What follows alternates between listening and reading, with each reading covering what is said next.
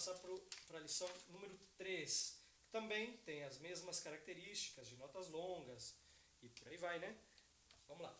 Se você tiver seu saxofone aí e seu método, pegue e vamos estudar junto. Lição 3, notas longas. Depois eu vou falar sobre algumas características dos exercícios e como encarar, por exemplo, a questão da respiração, que eu tive um pouquinho mais de problema no primeiro exercício, e aí já na lição 2 eu consegui lidar melhor com a respiração. Vamos lá. Perdão, essas lições estão escritas todas com as notas destacadas.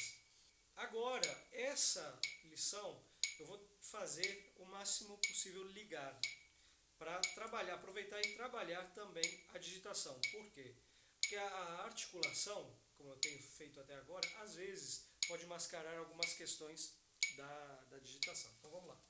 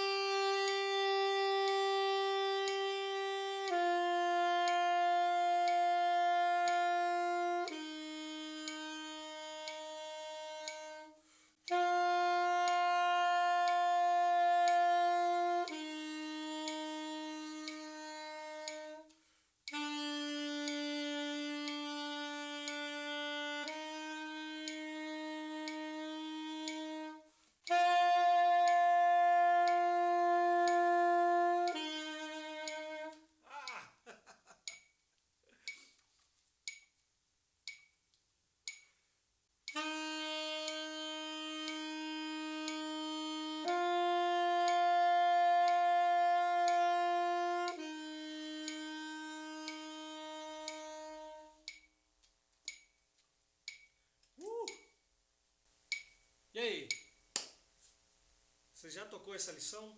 Se você já tocou na primeira vez que você tocou lá direto, sem parar, meus parabéns. E se você conseguiu tocar ela afinada, em dinâmica forte, com um timbre homogêneo, tentando manter, né? E isso controlado não só pelo ouvido, mas também com a ajuda da tecnologia. Eu gosto muito de utilizar alguns aplicativos que nos ajudam, como por exemplo o Sound Corset, que é muito útil para controlarmos a afinação, né, para medirmos também a questão métrica com o metrônomo. E ele também tem embaixo, na parte do afinador, ele mostra um gráfico no qual a gente consegue ver a intensidade de cada nota, do som que a gente está produzindo. Então, isso é bem útil. Manda um oi, me fala de onde você está assistindo e se você já toca, há quanto tempo, que instrumento você toca, qual método você já estudou, se você faz aula, se não faz aula. Esse é um método que eu nunca tinha pegado para estudar mesmo. Estudei algumas lições que trabalhei com alguns alunos e foi muito útil, né? Mas é interessantíssimo porque esse tipo de exercícios tão intensos, né, como são os exercícios de notas longas, grandes, igual a esse aqui, a gente não tem feito todos os dias. E isso serve de puxão de orelha para mim, né? Tem que fazer, porque eu percebi que depois de tocar um bom tempo, né, direto, a boca já começa a não aguentar. E é como aquela situação de um atleta que já treinou muito, já correu muitas corridas de alto nível, mas que aí você vai fazendo outras atividades e aquele treinamento específico para as Olimpíadas, aquele intenso mesmo, você não faz, e aí quando você pega de novo para fazer é mais puxado. Tá? Então esse é um tipo de treinamento muito importante que decidi realmente trazer de volta e estou compartilhando esse momento com vocês, porque é muito fácil a gente sair falando por aí, falar, tem que fazer isso, tem que fazer aquilo, eu já fiz, blá blá blá blá blá, mas vamos ver, o dia a dia é outra coisa, tá bom? Vamos ver se a minha boca aguenta fazer a quarta lição, que ela é mais puxada.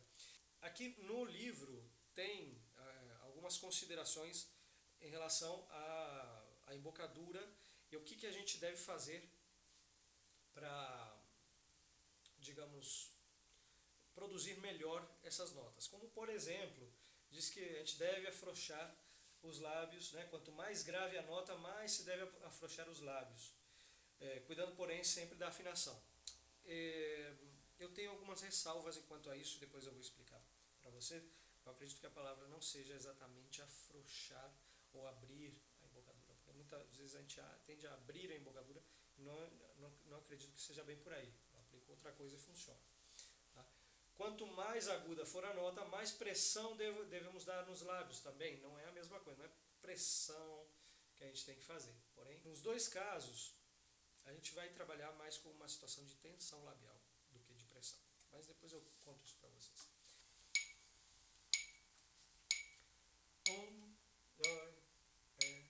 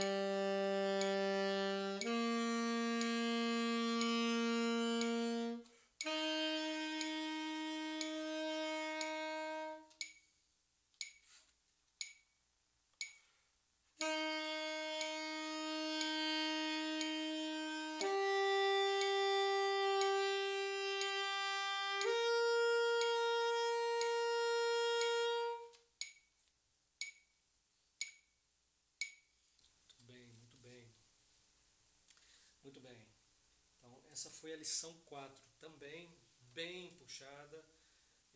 Uma coisa que eu recomendo, que eu até fiz, é que se você sente que a embocadura está chegando no limite, já está dando aquela, já está tremendo demais, você para um compasso e segue.